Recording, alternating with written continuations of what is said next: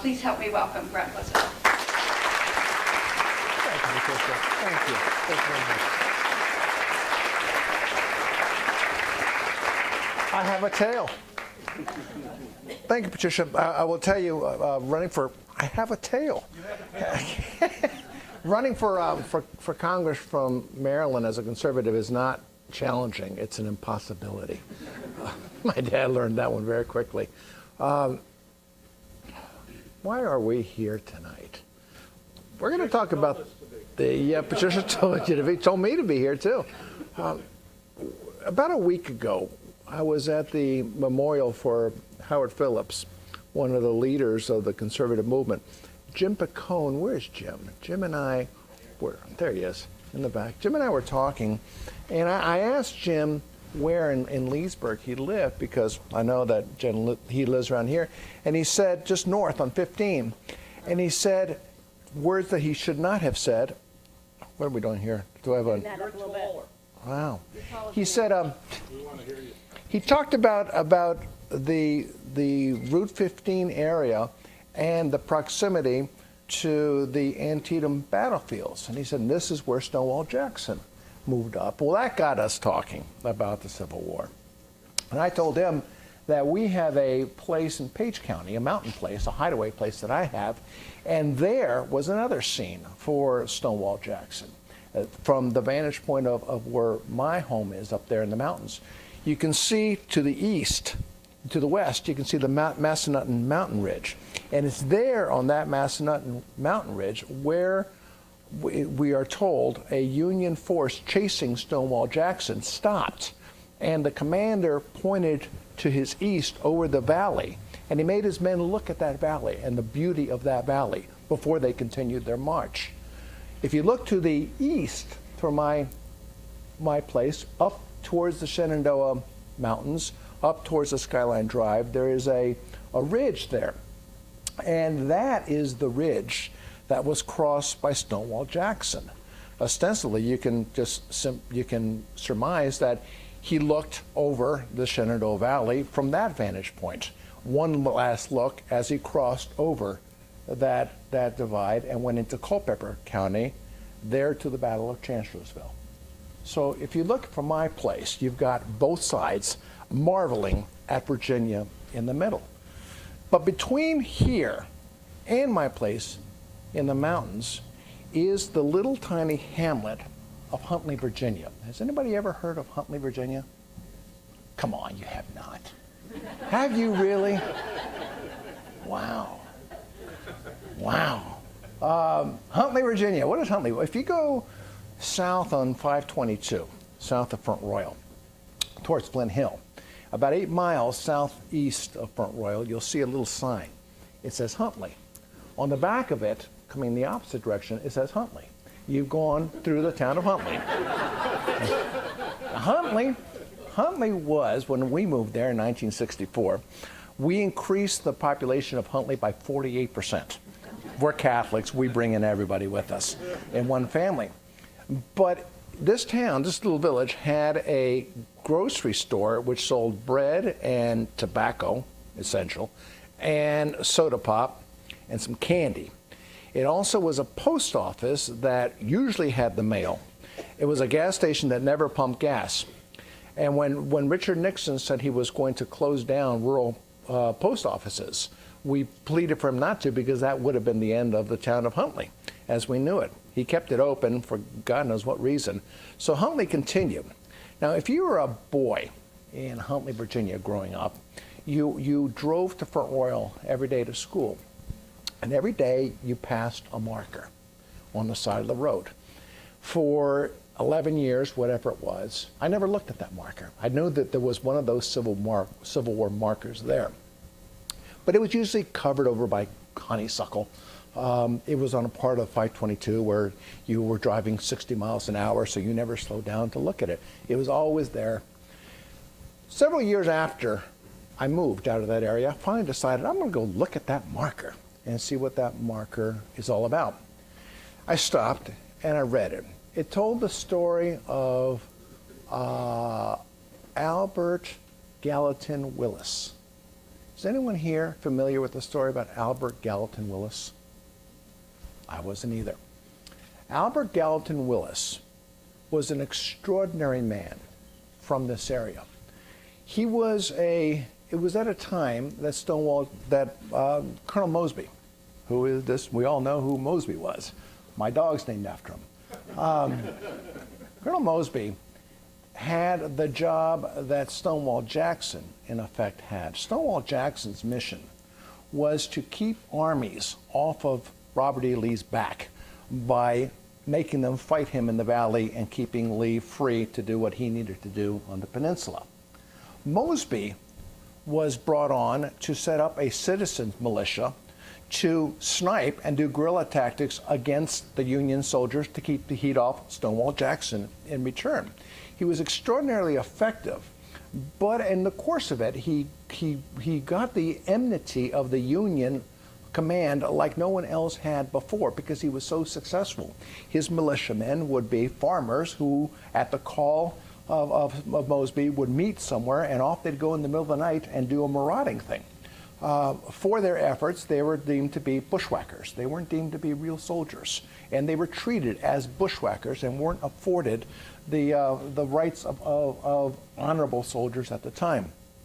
They were doing in their marauding, they were killing Union soldiers. The Union decided that was murder. It wasn't an act of war, it was murder. Grant grew tired of Mosby and announced that any soldier who was killed by Mosby's men would be seen as a murderer, and in return he would execute a citizen from Virginia. One of Mosby's rangers, if he found him, would just kill him on the spot. Well, immediately a Union soldier was killed, and immediately in retaliation this Union commander, William Powell, captured two of Mosby's rangers and announced that he was going to execute one of them. One of them was chosen to be executed the following morning. Spoke now Albert Gallatin Willis publicly. He said to the Union commander, "This man is married and he has children. I am a minister's son and I'm practicing for the ministry. I don't intend to be married. I don't intend to have children. Take my life instead." And so they did. They hung him on the spot. He's buried in Flint Hill, Virginia. Now, I read some accounts, but I found one today that I found just fascinating, because try to guess which side this writer is on when you read this one. Where are my cheating glasses? Where are my cheating glasses? This is, I just love the way they wrote back then. Civil War Confederate soldier Albert was a partisan ranger in Company C, 43rd Battalion of Cavalry under the command of John Mosby. In the autumn of 1864, he and a fellow ranger were captured in Rappahannock County, Virginia. Transferred to a close by Union headquarters, the two Southerners, without the benefit of a trial, learned that one was to be put to death. Their crime was simply that they were Mosby's rangers, and one was to suffer the consequences for the killing of a federal soldier, allegedly by associate rangers. The other captive trooper was a married gentleman with dependent children. Perceptive of this, Albert spared his fellow compatriot and chose this untimely death to be his fortune. He was a youthful bachelor, not a family man, and was without an established course in his life. He did have aspirations to enter the ministry, but the metaphorically cruel winds of war prevented him from realizing the righteous ambitious. On October 14, 1864, a supple tree was arched earthward and held down by several Yankees. An end of a rope was knotted to it, with the other end made into a loop, a hangman's noose. Albert's head was slid into the confines of this ring of rope, and soon thereafter an irreversible order was barked out. The Federal soldiers who were anchoring the bent tree released its tension, and this improvised gallows shot skyward. Albert's self-sacrificing life ended as quickly as the rope tightened. His death sentence, some say it was murder, was carried out to the fullest. Before this spectacle, this young man kneeled before his executioners and prayed, a final chance to stimulate his faith. Albert then rose and spoke his last words, "I am ready." It's an extraordinary story, and I tell it for three reasons. First, because if anyone talks Civil War to me, I'll talk for an hour about this. It's just a crazy habit of mine. Secondly, because it's important that we know our history. How many of you drive on the country roads of Virginia and pass by these markers? And how many times have you passed by them and stopped to read them? Sometimes you do, sometimes you don't, if you're the average person. After reading this one, I stop at all of them and I read all of them because they tell such remarkable stories about our heritage. And when you consider where we are in the very heart of American history. The very heart of history is where we are seated right now. It's an extraordinary thing that we tend to take for granted. History is something that needs to be taught. If we want to understand the present, we have to appreciate the past. But the third reason is to put into perspective what our struggles are today.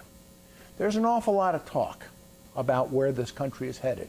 There's a lot of defeatism out there, saying that this country has passed the brink of salvation, that we have teetered over the precipice of socialism. In fact, there was a survey that I saw about a week ago. It shows that 29% of Americans believe we are headed for armed combat with the government. 29%. What's even more remarkable to me is that only 44% believe we're not. The rest aren't sure. Only 44% believe we're not headed for armed conflict with the federal government. Now, I'm not here suggesting we are, and I hope to God we're not. And we should do everything in our power, human power, to prevent that tragedy from ever befalling us. But it is true, it is unquestionably true, that we are in the throes of a revolutionary change in this country, unlike anything we have seen since the Civil War. The Civil War was the last time that this country said it's going to be other than what the citizenry wants. Now we're headed back to that. When Barack Obama said the transformation of America has begun, he meant it. I think it's the only thing he has said publicly that he meant since he was elected. But he truly meant he was going to do that. In order to do that, you have to break a few eggs. And you have to do some things like disregard a thing called the Constitution. Because if you're going to follow the Constitution, I love what Barack Obama said about the Constitution. He said in an interview on PBS when he was a state senator in Illinois, he was asked about the Constitution. This is what our constitutional scholar said. He said the problem is with the Constitution is not what it tells you, it's not that it tells you what you can't do, it doesn't tell you what you can do. Now, anyone who knows anything about the Constitution knows that the purpose of the Constitution was only to tell you what you can't do. It was to say only these things, the enumerated powers, are that which the federal government can do, and it can't do anything else than this. That's the alpha and omega of the Constitution. That's what makes it the most extraordinary document, perhaps in history.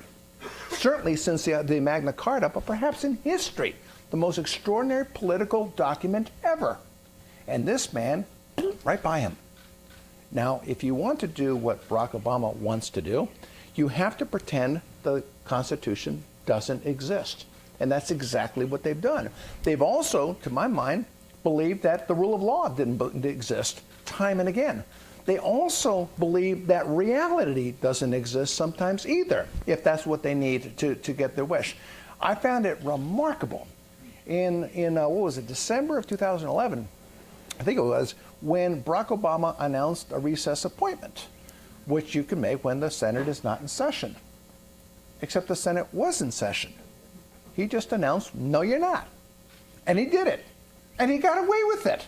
I looked at these senators, I could not believe my eyes. He actually got away with this. It took a judge in a court of law to overturn that because the Republicans didn't have a backbone. So which makes me start talking now about Republicans. There has been a lot of talk in recent months.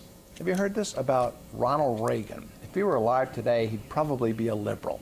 He wouldn't put up with these Tea Party crackpots in the Republican Party, which makes me scratch my head because I don't remember any time when Ronald Reagan was alive that they liked this guy. They despised, the media particularly despised Ronald Reagan. The insults they hurled at him on a regular basis were unlike any insults that any political leader up to that point had to sustain. It wasn't just the media, it was the far left. When he died, all of a sudden they were his friends. All of a sudden they had nice things to say to him, as if they had been his friends all along. Now they are invoking him as the sign of rational, logical, compassionate conservatism, unlike the crazies who are out there today. And to say that completely ignores reality. Look at the Ronald Reagan vision and the Ronald Reagan message in 1980 compared to the nutty right-wing message today. Take any issue you want to. I defy you to show me something where today people are more conservative than they were under Ronald Reagan. That the Ronald Reagan message was less conservative than it is now. Taxes. What's our message about taxes? Our message is that we shouldn't have high taxes. Our message is that we shouldn't have new tax increases. Anybody advocating tax cuts in the Republican Party? This is anathema to the Republican Party to suggest we should have tax cuts. I love the debate that's taking place over the internet sales tax. My friends on Capitol Hill are arguing with me all day long. So, well, the reason it's okay is because it levels the playing field, see, between bricks and mortars companies and online companies. One person actually argued to me today, if we raise taxes, overall it reduces the tax bite. I'm not kidding you. That was the argument I heard today. On and on and on. They go tying themselves in knots trying to justify something, and my only response to them is, a tax is a tax is a tax is a tax. Somebody came to me and said, he said to me, well, do you know that you're supposed to pay taxes on the internet and 95% of Americans don't, and you're one of the 95%? And my response was, hallelujah. I'm all in favor of that. Who are the idiot? The other 5% idiots who are paying taxes on this. Anything. And he said, no, this is a system that's broken. Any tax collection system that's broken is a good thing. We are all in favor of, as conservatives, of broken tax collection systems. My God, where is our thinking on this? Ronald Reagan said, let's cut taxes and slash them to the bone. Why? Because when you cut taxes, you create economic booms. It creates growth, which in turn creates taxable new taxes, which he did by increasing the tax base by 50% in 8 years, while giving us the greatest peacetime expansion of the economy in history. And our side today cannot even voice that position, much less fight for that position. And suddenly conservatives today are more conservative than Ronald Reagan? Makes no sense. Social policy. What do we believe in as conservatives that we speak out about, that we're willing to speak out about? Abortion. Yes, it's true that more than 50% of Americans now call themselves pro-life, but still, that's kind of a difficult one. That marginalizes, I don't know. Prayer in schools, that's those religious right people. Let them take care of that stuff. What else? The clergy, attacks on the clergy. Well, I like to defend them, but you know, Catholics, they're kind of weird.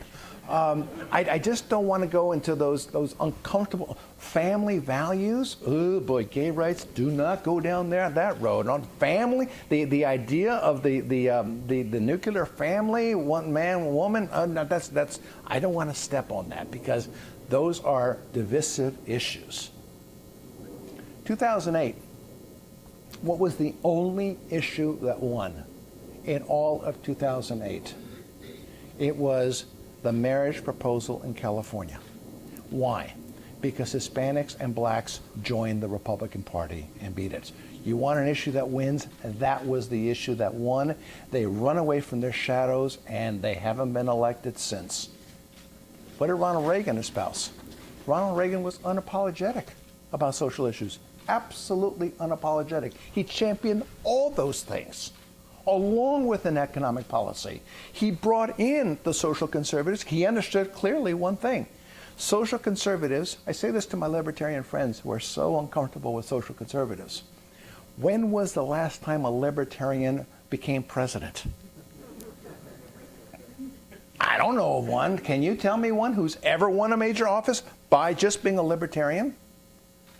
By the same token, I say to my social conservative friends, you think you can win without libertarian support? Ask President Pat Robertson how well that worked for him. One side can't win without the other, whether you like it or not. You got to learn to play in your sandbox nicely. Ronald Reagan had no problem espousing that. Foreign policy. What is the foreign policy of conservatives? I'm not sure, because we're all over the line. Neocons want us to get involved in everything. Isolationists want us to retreat from everything. Somewhere, that's where I fall, somewhere in between. What did Ronald Reagan say?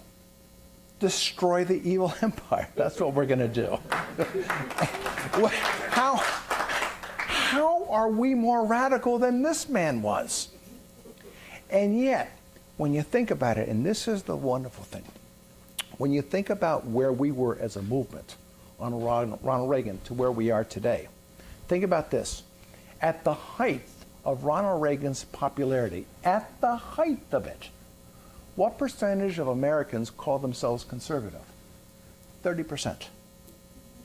Today, after 30 years of broadsides by the left, doing everything in their power to marginalize conservatives, telling the world that we are right-wing fanatics and need to be thrown out in the trash heap of history. With all of that nonstop attack on us, what percentage of Americans call themselves conservative? 44%. We've gone up by 50%. Now, we've done that, to my thinking, in spite of ourselves, not because of ourselves. We've done that in spite of ourselves. There are people out in the real world who understand what our philosophy is about. Unfortunately, in this city, they simply no longer remember what a conservative is. I was talking to Senator Mike Lee of Utah, one of the rising stars. He's a rising star in the movement. And I said to him at dinner one night, I said, you know why I like you? I said, because you fit my definition of conservative. You know, when somebody asks, what is a conservative? You get all these flowery philosophical dissertations on what the conservative is. I have a much better definition. A conservative is one who gets it. Period. You either do or you don't get it. You either do understand what it is to be a conservative, and if you have to have it explained to you, you don't understand what it is to be a conservative. Mike Lee instinctively is a conservative. Ronald Reagan instinctively was a conservative. He instinctively understood freedom. He instinctively understood prosperity. He instinctively understood virtue. He instinctively knew what it was to be patriotic. He instinctively knew what it was to love your country. Mike Lee comes from that cloth as well.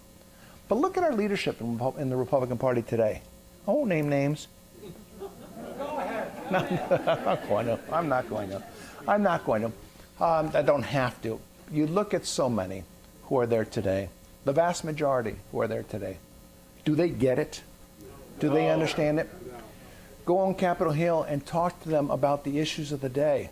Why we need to support the continuing resolution, because if we support the continuing resolution, why, come March, when we have the next reconciliation process, why then, we can then install the such and such maneuver to get X, Y, Z. No, the answer is, I'm against it. Just no. Just no. No more debt ceiling increases, no more tax hikes, no more expansion of the government, and no more excuses. It's a very simple proposition.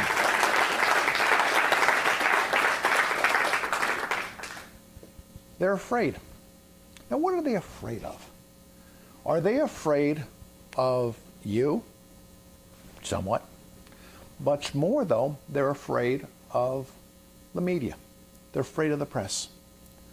What happens to someone who comes to Washington is that eventually, it doesn't take very long, 90% of them eventually forget what brought them to Washington and want to instead be popular in Washington. To be popular in Washington, first and foremost, you have to be acceptable to the Washington press corps. You have to be acceptable to the Washington Post. You have to be acceptable to the networks. Because God forbid they write something bad about you, they say something bad about you, you may not be invited to the right party. You can tell instinctively why Ted Cruz is hated in Washington. Because he came here and he said, the hell with all that. He was told, you're a freshman, you sit down there and you wait your turn before you give a speech, just like Rand Paul was. And his answer was, watch this, filibuster. And brought the House down. And what people don't understand was Rand Paul did the filibuster. Mike Lee was right behind him. And then came Ted Cruz and couldn't, just to stall things, he read the address from the Alamo. Oh, what the hell, that was a good one. And then read tweets for hours on end. And apparently there were 20 members of the House who were willing to come over and also join in this. There was a little revolution taking part because Rand Paul said, enough is enough. I want some answers. I want some answers on those drones. Why can't the government simply say it's not going to be used to attack American citizens? How hard is that? You have to do a filibuster to get the answer out of them. But he was uppity. He was uppity like so many of these new people are uppity. And they're being treated with absolute disdain. And that, ladies and gentlemen, is where you need to come in. We as conservatives have to take a very different role in the public conversation. Since Ronald Reagan, we don't want to admit this, we're all guilty of it. Since Ronald Reagan's time, we have been on defense. Since he left, halfway through his second administration, we went on defense and we've never gotten off defense. The left has been pushing, and we have been systematically retreating. Sometimes we collapse backwards, sometimes we take a strategic step backwards. I don't care how you call it, it's still a step backwards. And the left pushes and they pushes and they push. They understand something. They learned it very, very well from the Hillary Care collapse of 1993. You don't need to go for it all at one fell swoop. You do it systematically until you can get it all. They didn't get Hillary Care, so they went piecemeal, and got to the point where the tipping point was Obamacare. They're doing that systematically with every single one of our freedoms. Piecemeal. They know that they can't do it legislatively, not so long as the Republicans hold the House, which is why they're doing everything and savaging the Republicans in the House, because that's what's stopping them legislatively. But they've already announced they're doing it through regulation anyway. Cap and trade was voted down. They're enacting it anyway. It makes no difference to them. They want to get their way through. But they have pushed. We have retreated. We have, as conservatives, need to take these positions. Number one, no more retreating. We fight on battlefields and we die on battlefields.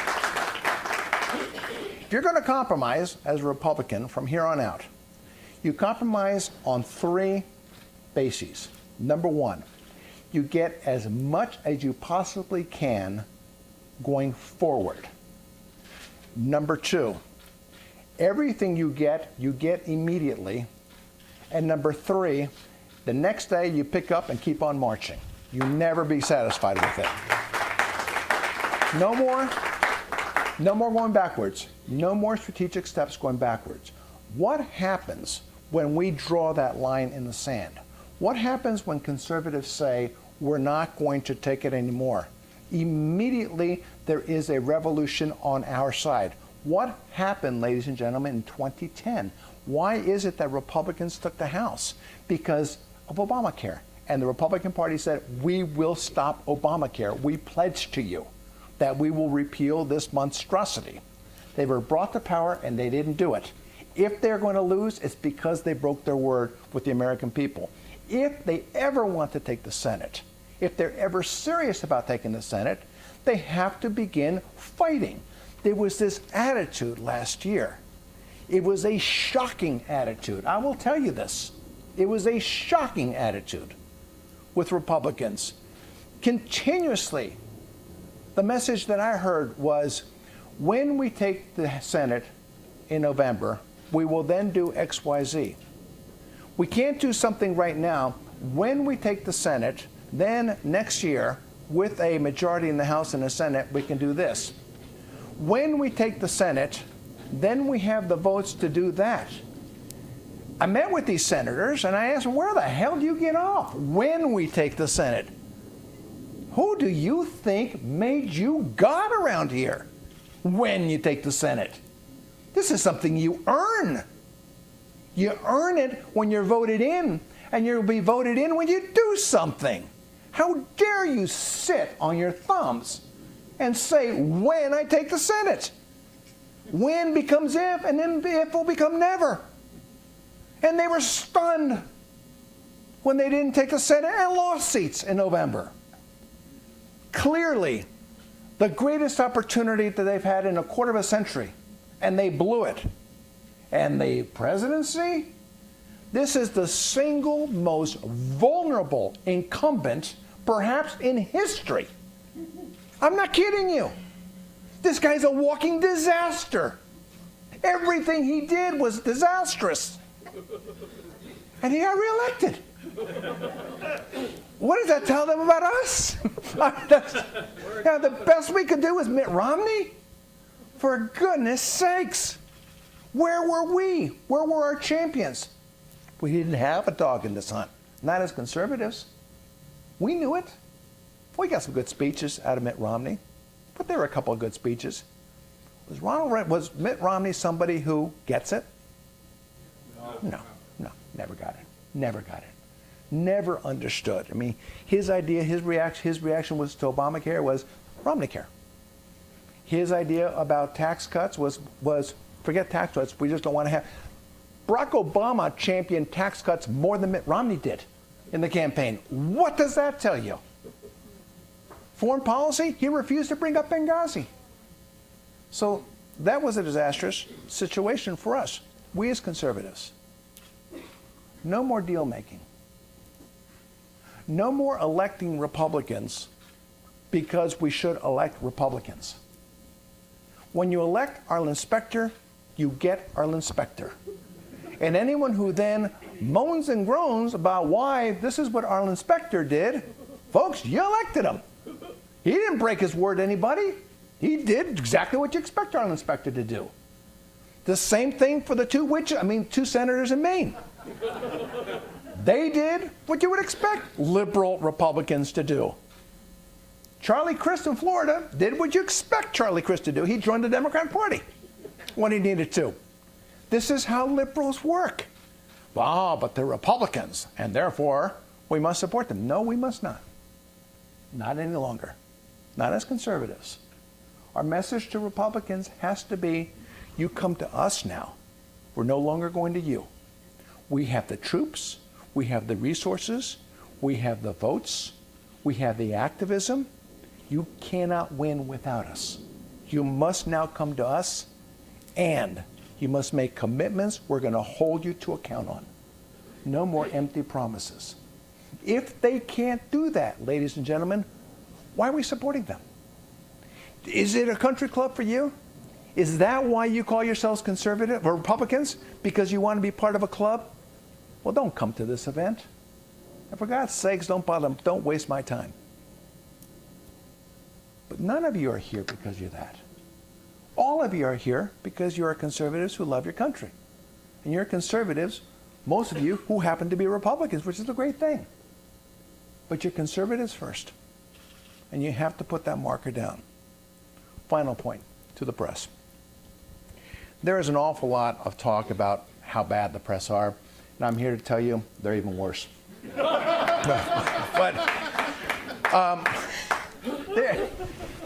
It's interesting. I wrote a book about the press a few years ago, and I argued, which I'll argue now, that they are like a caged rat. When you put a rat, like they are. A rat in a corner, if trapped, instinctively lunges at the jugular of the person who's trapped it. After the 2008 elections, I was talking to Steve Forbes, and he asked me, were the media as bad in 2008 as everybody says they were? And I said, yep, they were. They were 100% pro-Obama. And he said, well, how's it going to be in 2012? And I said, it's going to be worse. And he laughed and he said, how can it be worse than 100%? And I said, because it's going to be 100% it's going to be 100% pro-Obama and 100% anti anyone who gets in his way. And the anti isn't going to be on policy. There will not be a discussion of policy. They can't argue with us on policy. They cannot debate us on policy. All their programs have failed. Our programs have succeeded. They can't fight on that battlefield. They have only one battlefield they can fight on, and that's the battlefield of character assassination. And that's where they're going to fight, and they're going to take out anyone who tries to defeat them. I told that to Steve Forbes. I repeated that in innumerable speeches. You don't have to be Nostradamus to figure that one out. And that's exactly what they did. You go back and look back on this last election and see what happened. Sarah Palin, she was the first one who was discussed as being a presidential candidate. Look what they did to Sarah Palin. Sarah Palin had a man take a beachfront house next to her so he could spy on her on an expose book he wanted to do on her. It is almost a mark of honor if you write a book and someone does a fact check on you to make sure what you said is true. That means that you're having an impact. Sarah Palin, does she have a fact checker on her book? Nope. Does she have 2 fact checkers? Nope. 3? No. 4? No. Just AP. 5? No. 6? No. 7? No. 8? No. She had 9 fact checkers assigned to her book to try to find anything they could to hit her on. They so hurt her efforts, and I'm not going to say she did the greatest job in defending herself, but they marginalized her so much that she never took off. The first candidate to come out of the blocks was Michelle Bachmann. Michelle Bachmann was trashed from day one as a radical, crazy, right-wing person. Remember the picture of her on Time magazine where it made her look evil in the pictures? Did we really need to know about her husband's job and her husband's foster business as somehow being some kind of repudiation of her conservative principles? And yet they hit her and they hit her and they hit her on that. She was gone soon. Herman Cain approached. Now Herman Cain, this is kind of interesting. In journalism, there's a cardinal rule that says that you have 2 sources before you do a story. You need to have 2 sources. I mean, this is just journalism 101. Herman Cain came out. There were a total of 99 network news stories. That's more than an avalanche. 99 network news stories on Herman Cain and allegations of extramarital affairs before there was a single name given. So they had 99 stories. They not only didn't have 2 sources, they didn't have 1 source. They had gossip. They went with 99 network news stories based on gossip on him. I've got 2 words for them. Bill Clinton. You want some gossip? I got some good gossip about that man. But what did we hear about Bill Clinton? What did we hear? Move on, move on. Let's get past it. That's in the past. Time to move on. We got an organization called MoveOn.org. But why is it there's always move on with liberals, but when it comes to conservatives, come on back. National Guard. Let's know what George Bush did in 1971. By God, we need to know that. But Bill Clinton, what he did last month? Nah, move on, move on. But with Herman Cain, they had to bring that up. Speaking of moving on, who's next? Rick Perry, Texas. Now, what did we learn about Rick Perry? Well, did you know about that rock? There was, oh yeah, there was a rock. It was on a ranch, not owned by the Perry family. There was a ranch in 1982. And allegedly it had the N-word on there. It doesn't matter that it was painted over by the Rick Perry family a rock that was not owned by the Rick Perry family, on a ranch that was not owned by the Rick Perry family.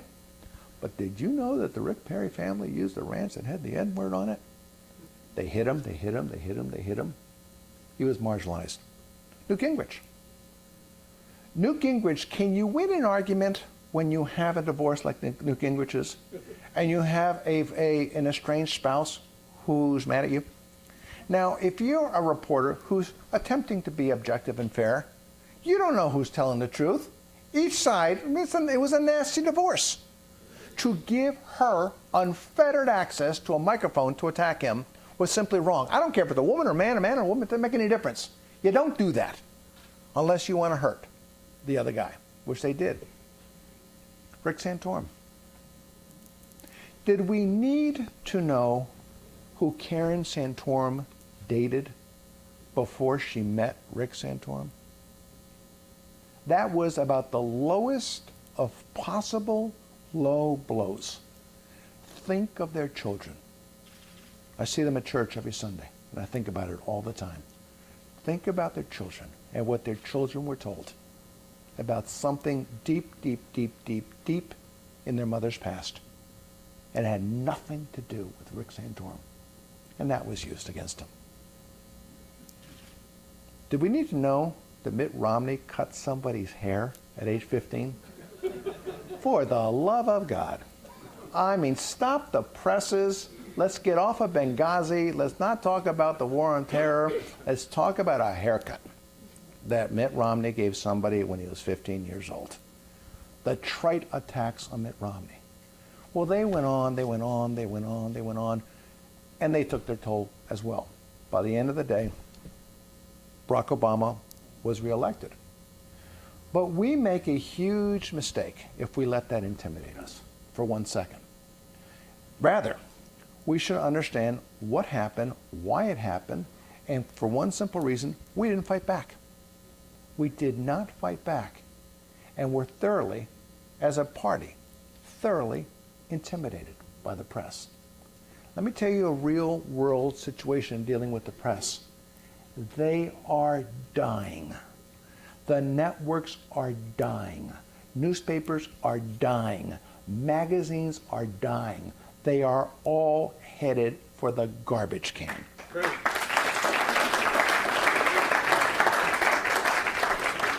In the last 10 years, the networks have lost 50% of their audience. Every month, they lose more and more and more people. Newspapers. How many newspapers do we hear? I mean, some of them are good. Human Events went out of business. The Examiner going out of business. But all sorts of awful places are also gone too, which is a very nice thing. The New York Times, you can line your parakeet cage with it. That's all it's good for anymore. Newsweek, they sold it for $1. Even that didn't work. It went out of business. Time Magazine is that, make paper airplanes out of that thing. U.S. News, it doesn't exist anymore. That whole field is falling apart. What's taking their place? Well, this crazy thing called talk radio, for one, is taking their place. Talk radio just gets bigger. More and more people joining that venture. I've told Rush Limbaugh, every night before going to bed, he needs to say a prayer in Thanksgiving for Dan Rather, Peter Jennings, and Tom Brokaw. Because if they'd been doing their jobs, he wouldn't have a job. And the reason that he has the career he has, the reason all these guys have got these tremendous careers that they have, is because more and more people are turning to them for the truth. Because what they know is they're not getting the truth. Last year, we started seeing the degree to which they're going to keep the truth from the American people. We saw NBC lie. We saw them deliberately edit footage, which they have now acknowledged they did. They've admitted they've done. They put out in a press release, they fired people, but they've never told their own viewers that they lied to them. They did it again, by the way, last week. So you've got now have a media lying, but the public is seeing through that. And the public is leaving them, and they're going to the alternative sources of information. Welcome to the internet. The internet is the future for us. In the internet, with the internet, you can now communicate with your fellow American without having to go through the prism of the liberal media. Even Ronald Reagan had to do that, where every idea he had could not be presented fairly to the American people. Every tax cut idea was tax cuts for the greedy rich. Every idea of freedom around the world was we bomb in 5 minutes. No, it was this crazy American that wanted to declare war on the Soviet Union. Everything he stood for was attacked, and everything we've stood for has been attacked. No longer. We no longer need to deal with the networks. We no longer have to deal with the old media. We can now communicate. Facebook, social media. How many of y'all use social media? Okay, that needs to be all of you. All of your hands need to go up. Social media is what will break the back of the left, and it is breaking the back of the left right now. We're always told every election year that it's the year of the woman. You have to reach out to women. You have to find I'm waiting for the year of the man. It's always the year of the woman. Okay, 9 out of 10 soccer moms. 9 out of 10 soccer moms are on Facebook every single day. You want to reach women? Go on Facebook. Why Karl Rove and why Crossroads and why the Republican Party spent hundreds of millions of dollars on television advertising, to me, is an abomination. And anyone who gave them money should be asking some very serious questions about where that money went. You could have spent a fraction of it on the internet with the same kind of advertising campaign and had wildly successful results. Why do I say that? Because a guy called by the name of Barack Obama did. He spent $100 million on it and won himself the re-election. So we have our avenues to go through. But I leave you with this and I'll take questions. Do not look at Republican leaders anymore. Do not look at that congressman you elected, or that senator you elected, or that governor you elected. Don't blame them for what has happened in this country. Take a hard look at yourselves. As I take a hard look at myself, ask yourself, have you done everything in your power to advance liberty in this country? What's the ultimate sacrifice you have made? You have made for your country. What have you done? When you were approached to help, did you say, as Albert Gallatin Willis did, put a rope around my neck and snap it for my fellow man?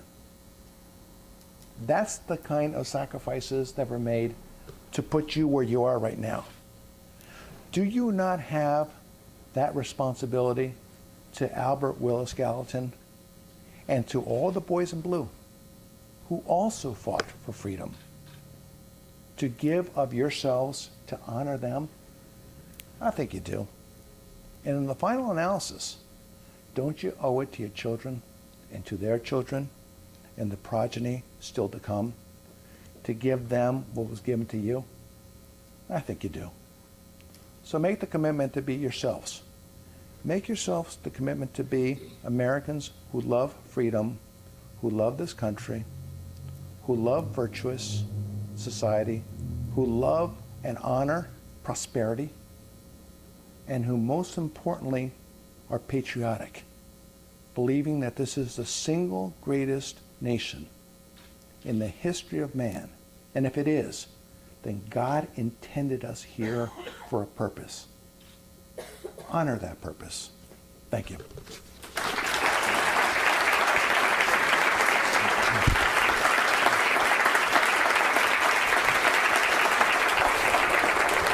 Thank you.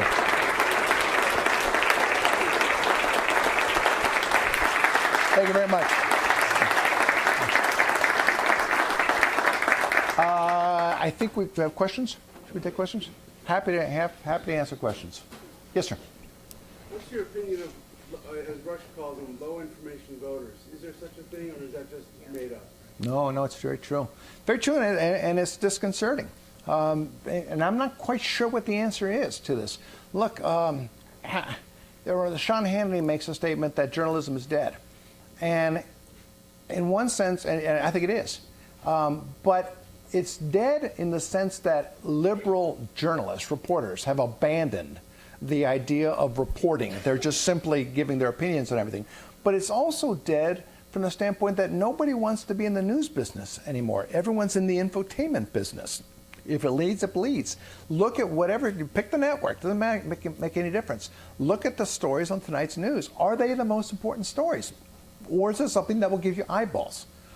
Whether it's Fox or CNN, what they're doing is giving the market what the market wants. The market wants this. But when you give the market that, you dumb down the market. So it's a chicken and the egg scenario. Several years ago, during the O.J. Simpson trial, I was hammering CNN pretty hard in a column I wrote for being the O.J. network. And the president of CNN called me, Tom Johnson, a good guy, liberal, but a good guy. And he said, put yourself in my shoes. He said, last year, CNN lost 25% of their audience. Then we became, as you call it, the O.J. network. Our audience went up 400%. If you're in my shoes, what would you do? Tough question to ask.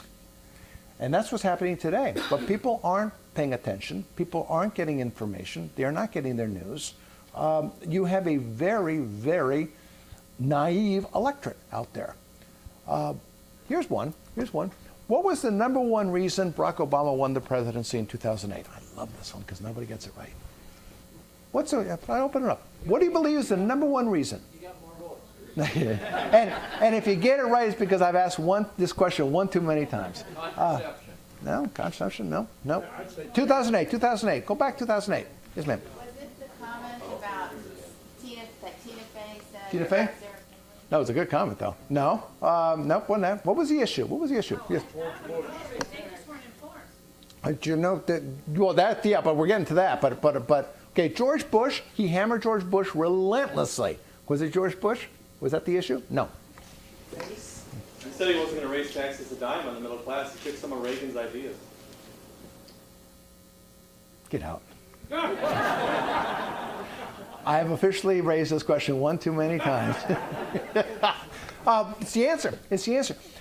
Barack Obama spent, if you look at the exit polls that were taken, the number one issue that the American people had was the economy. 66% of the American people believed that the economy was the number one issue. The number two issue was Iraq at 15%. Everything else was single digits. Within the economic sphere, the number one thing was tax cuts. Get this. This number will tell you how badly the Republican Party has lost its brand. By 3-1, voters believed it was the Democrats who were going to cut their taxes, not the Republicans. Now why? Why was that? Maybe because Barack Obama spent $550 million advertising a tax cut for 95% of Americans. Never mind that half of them don't pay taxes. It sounds great. I get me a tax cut. I don't pay, but I get one. And it worked. And it worked to perfection. He was the Reaganite in 2008. You're the first one who's gotten this right. Go to the head of the class. Get out. But that's what it was. He ran as a Reaganite. So to your question about the low information vote, yeah, it's absolutely true. But partially it's our fault because we're not telling our story. And what happens when you tell your story correctly? Ask Rush Limbaugh. He was number one in 1989. He's number one today. You can tell your story and tell it well and get your message across and be successful. Yes, sir. If you were a conservative voter from South Carolina, how could you not vote for that jerk Sanford against a liberal? Oh, I would not vote for him, sir. I wouldn't vote for him. Look, because if he were a Democrat, we would be calling him scum of the earth. Because he was a Republican does not stop him from being scum of the earth. I agree. And therefore, I wouldn't vote for scum of the earth. I just would not. I would not do it. And if he did, he's now your scum of the earth. And they can say this is the movement that elects scum of the earth, and you're stuck with them. You'll get her. No, she's no shining violet herself. Has she posted parole yet? I just didn't know. But what happens when we say that it's a bad candidate? He's not a man of principle, but he's a Republican, and therefore we have to get behind him. You reap what you sow there, and eventually it comes back and it bites you. Look, you will stop getting Mark Sanfords in the race if we stop supporting men like Mark Sanford in the race. Yes, sir. How do we fix the fairness issue when I think it's unfair that conservatives only get one vote and liberals get multiple votes at polls? Oh. You know, it's a serious issue. John Fund has written a book on it. You talk to people who are intimately involved in the election day process, and there's cheating going on all over the place. Where were our Republican leaders when the Attorney General of the United States announced he was not going to prosecute the Black Panther members who, on camera, had intimidated voters? Where were we? Where were our leaders when that happened? They are scared. They're absolutely scared. And I will tell you one thing, one reason that a lot of these people are scared, and they'll deny it. And if they're in this room, they will say, oh, Bozell's crazy. I'm telling you, Bozell's not crazy on this one. What is the single biggest scandal, to my thinking, of the Clinton years? Probably the least important was Monica Lewinsky. Well, he lied, but there are lots of other things he did that were worse than lying under oath. To my thinking, my bet, my money is on Filegate, the FBI Filegate. Why? Because suddenly the files of 400 Republicans, the FBI files, are at the White House. And most people don't understand. Y'all, because you're from this area, y'all probably understand what an FBI file is. Most people don't. Most people believe that an FBI file is the official record on you.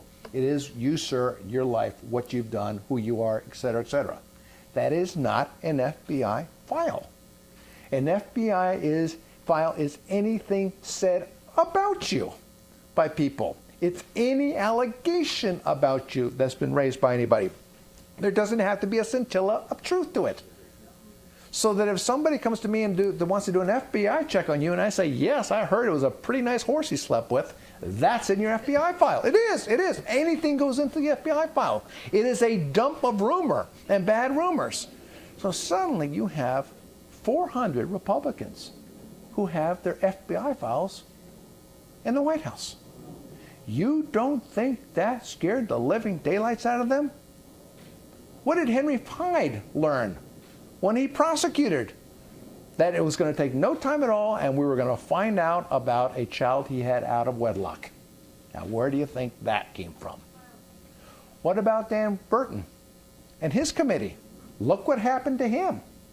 He was chairing the committee, and next thing you know, all sorts of stuff on his past come out, and allegations about him which weren't true. They all came out. Where did they come out? One by one, these things came out.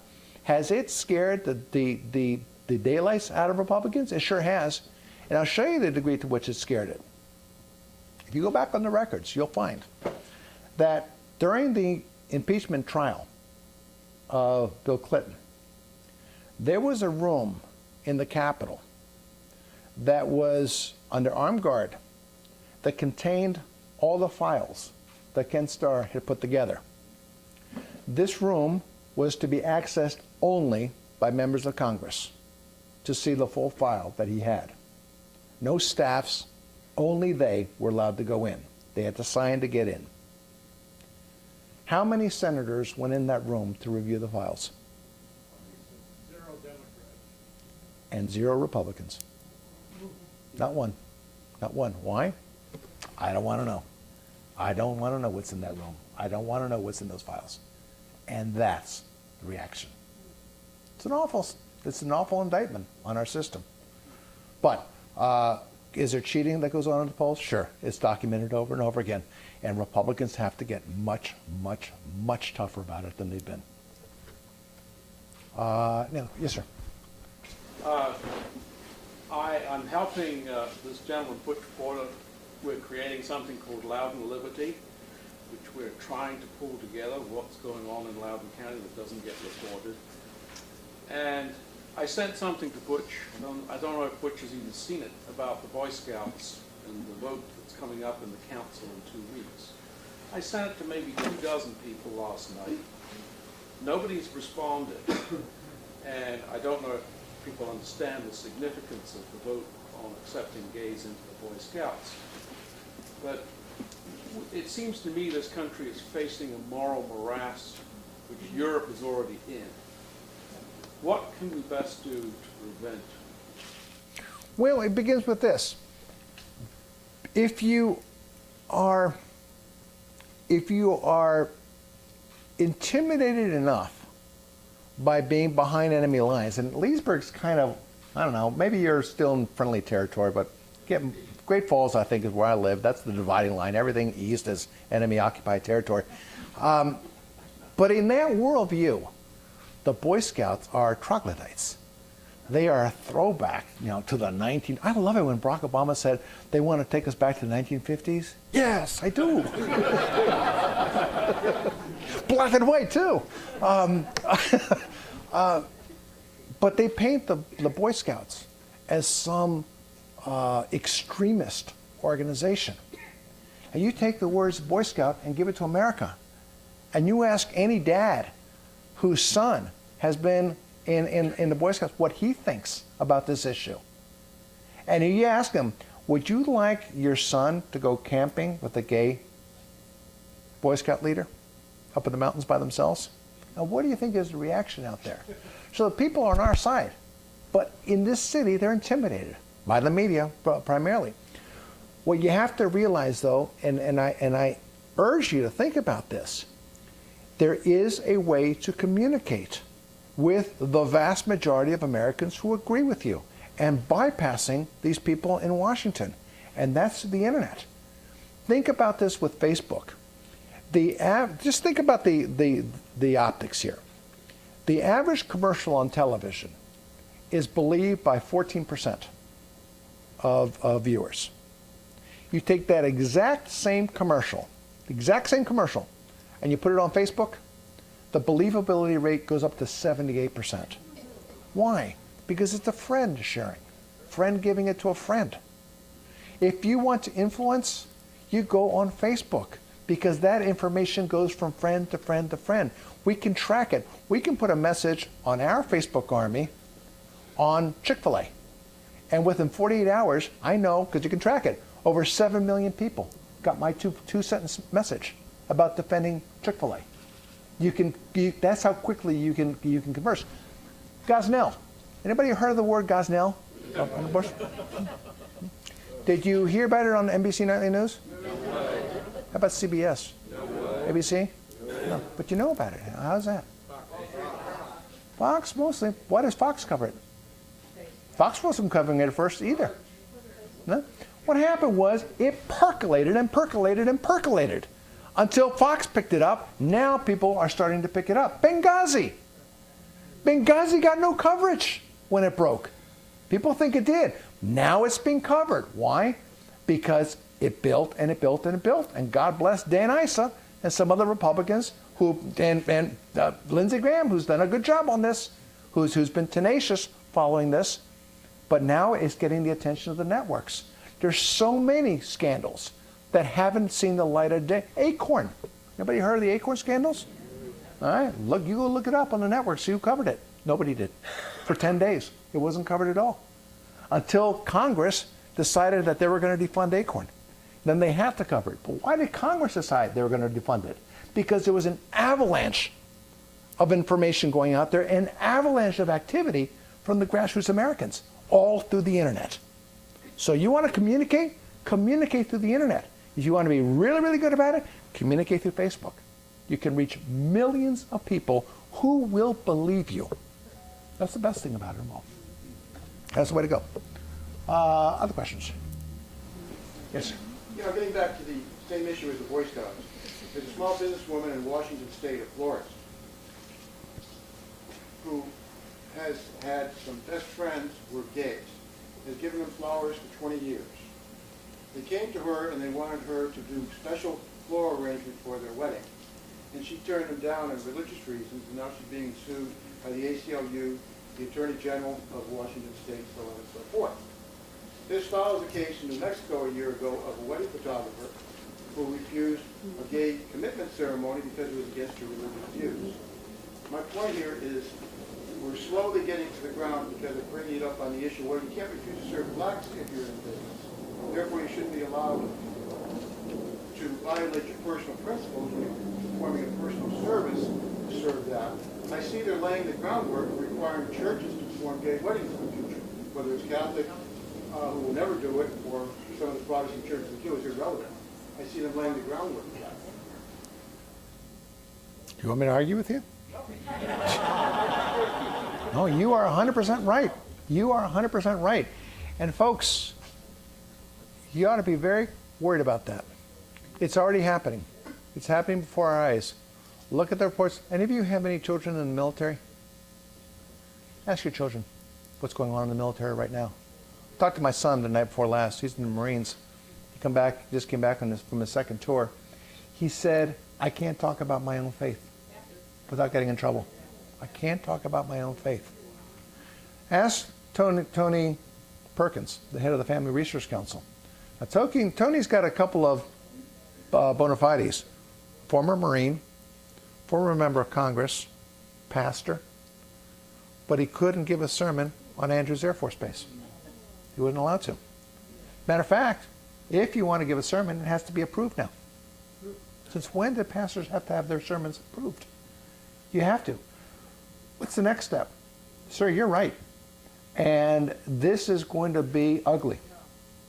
They are now laying the groundwork to preach against the homosexual lifestyle and to suggest that homosexuality is a sin is a hate crime. It is a hate crime to do that. And therefore you are in violation of federal law.